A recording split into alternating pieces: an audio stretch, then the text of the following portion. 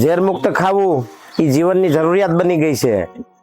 તમે કદાચ પ્રેમથી ગાય પાસે નહીં જાઓ, પણ હવે એક દિવસ એવો આવી જવાનો છે કે તમારે ફરજિયાત ગાય પાસે જવું જોઈએ. છેલ્લા 25 વર્ષથી તો મારી જમીનમાં કેમિકલ નાખ્યું નથી. મારી પાસે ખુશ્બુ વેરાયટીના ચોખા છે, પછી આપણે દેશી કોલમ છે. અત્યારે સોનામોરી ઘઉંનું વાવેતર કર્યું છે.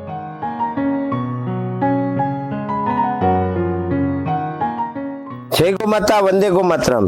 મિત્રો, ગાય, ગામડું ને ખેતી અને ઝેર મુક્ત ભારત. ઝેર મુક્ત ખાવું એ જીવનની જરૂરિયાત બની ગઈ છે. તમે કદાચ પ્રેમથી ગાય પાસે નહીં જાઓ, પણ હવે એક દિવસ એવો આવી જવાનો છે કે તમારે ફરજિયાત ગાય પાસે જવું જોઈએ. એવું જ એક સમજદાર પરિવાર અમારી પાસે સુરતથી આવ્યું છે. દાદા, તમારું નામ, બધું, તમારું એડ્રેસ બોલો બધું. મારું નામ યોગેશભાઈ મનુભાઈ દેસાઈ, ગામ કતારગામ, તાલુકો 84, જિલ્લો સુરત. બહુ સરસ. તમે બધા સાથે જ છો? મારા છોકરા છે. આ મારી, અરે વાહ, બહુ સરસ. આ મારી મિસિસ. તો તમે અહીંયા શું કરવા આવ્યા? અહીંયા અમે એટલે મારા જેઠ છે યોગેશભાઈ દેસાઈ, એ ટોટલી પ્રાકૃતિક ખોરાક જ ખાય છે ને એમને એમાં ઇન્ટરેસ્ટ વધારે છે અને અમને બી એ ફોર્સ કરે છે કે તમે પણ આ જ ખાઓ. મારા ઘરે પણ 90% વસ્તુ પ્રાકૃતિક ખેતીની જ બને આવે છે. પણ આ ડુંગળીની તો બધું એટલું બધું રૂપાળું નથી માર્કેટમાં હોય એવું, તો એ કેમ પસંદ કર્યું તમે? કારણ કે આ ઓર્ગેનિક એટલે મતલબ કે જે પ્રાકૃતિક ખેતી આધારિત છે એટલા માટે, ને અમે ઘણા સમયથી ખાતા પણ છે એટલે અમને એના વિશે ખ્યાલ છે. હેલ્થ માટે સારી છે. આ દૂધી ને રીંગણા ને એવું ગમશે તમને? બહુ ગમે. ચડવામાં બી એકદમ સરળ અને સરસ, ટેસ્ટમાં ફાઇન. પછી અહીંથી હું ખરીદું તમે? અમે પેલી આપણે શું કે શિયાળુ પાક એટલે અડદિયા પાક. અડદિયા, હા. પછી પેંડા લીધા છે, ઘી લીધું છે, પછી પેલા સાબુ લીધા છે. અરે વાહ. પછી મસાલામાં હળદર લીધી છે. પણ તમે ઠેઠ સુરત થી અહીં કેમ આવ્યા? બીજે ક્યાંય ન મળ્યું તમને?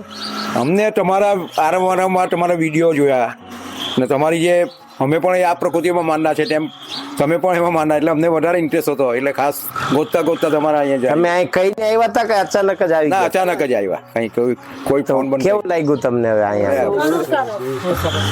બહુ આહલાદક કહેવાય, કોઈ શબ્દમાં વર્ણવી નહીં શકાય એવું છે. આ સાથ મળે ને તો વર્ષ પછી પાછા આવશું, અહીંયા રોકાવા માટે આવશું. તમે બીજા સુરતના અને મોટા શહેરમાં વસનારા શહેરીજનોને શું સંદેશ દેવા માંગો છો? અમારો સંદેશ એટલો જ છે કે આની સાથે જોડાવો, ગાય સાથે જોડાવો. ગાય સાથે જોડાશો તો તમારું અસ્તિત્વ રહેવાનું છે. આ પૃથ્વી પર અસ્તિત્વ ને નાશવંત તરફ જશો ને બીજું કે નપુંસકતા વધતી જશે. બિલકુલ. અટાણે સંતતિમાં બહુ પ્રોબ્લેમ આવી રહ્યો છે. IVFના સેન્ટરો ખૂબ ખુલી રહ્યા છે. એની સામે સમાજે જાગૃત થવાની જરૂર છે. આપણે IVFના ડૉક્ટરોનો દોષ નથી દેતા, પણ સમાજ સ્વયં એવો જાગૃત થાય કે પોતે એવું હેલ્ધી ફૂડ ખાય, healthy vegetable and healthy fruit ખાય કે એનાથી તંદુરસ્ત અને પ્રાણવાન રહી શકે. તમે બહેનોને શું સંદેશ દેવા માંગો છો? હું બહેનોને એ સંદેશ આપવા માંગુ છું કે પ્રાકૃતિક ખેતીની ઉત્પાદનની વસ્તુઓ ખાવો તો તમારી હેલ્થ પણ સારી રહેશે ને હોર્મોન્સમાં બી તમારે ફેર પડશે ને બધી રીતે સારું પડશે તબિયતને હિસાબે. તમે કેટલા ટાઈમથી ખાવ છો? અમે 5-7 વર્ષથી તો ખાઈએ જ છે. તમને કેવા કેવા ફાયદા દેખાય છે? ફાયદા તો નોર્મલ જીવનમાં એમ ફાયદા તો ઘણા મળ્યા છે. હેલ્થ સારી રહી છે, એ મોટો ફાયદો છે. તમે નાનલી વહુઓને શું સંદેશ દેવા માંગો છો? નાનીઓને એટલો સંદેશો દેવા માંગુ છું કે આનાથી હેલ્થ ઘણી સારી રહે છે. હું પણ મારા મેરેજ થઈને 5-7 વર્ષ થયા છે. હું પણ એટલે અમારા હું સસરે આવી ત્યાર પછી આ જ ખાધું છે ને એના લીધે શરીરમાં ઘણા ફાયદા થયા છે. બહુ સરસ, વેરી ગુડ. બીજું કે હું પણ જાતે ફાર્મર ખેડૂત જ છું. બહુ સરસ, વેરી ગુડ. હું પોતે મારા છેલ્લા 25 વર્ષથી તો મારી જમીનમાં કેમિકલ નાખ્યું નથી. ગાય સાથે જોડાવાના જે દેશી ગાયના ગૌમૂત્રનો ઉપયોગ છેલ્લા 10-12 વર્ષથી હવે ધીમે ધીમે કર્યો. 10-12 વર્ષ થઈ ગયા છે. મારી પાસે ખુશ્બુ વેરાયટીના ચોખા છે, પછી આપણે દેશી કોલમ છે, અત્યારે સોનામોરી ઘઉંનું વાવેતર કર્યું છે. તો તમારા પાસેથી કોઈને લેવા હોય તો તમારા ફોન નંબર બોલો, ચોખા કે એ લેવું હોય તો. એમાં મારું તો એટલું બધું એવું છે કે મારા ઘઉં કે બધા ફિક્સ જ. સર્કલમાં જ તો બોલો, એ ભાઈ ફોન નંબર નહીં આપે, કારણ કે એનો માલ ત્યાં ને ત્યાં જ વેચાઈ જાય છે, ગ્રુપ સર્કલમાં જ વેચાઈ જાય છે. એનો અર્થ એ થાય કે દેશ જાગી રહે છે. હા.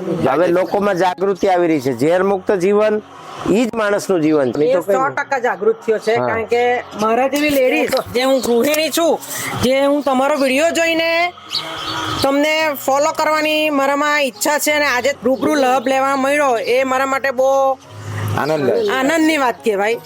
હું તમને ફોલો કરતી હતી, જોતી હતી તમારા વિડીયો, એટલે તમને આજે મુલાકાત લેવાનો ચાન્સ મળ્યો, એના માટે ભગવાનની હું આભારી છું.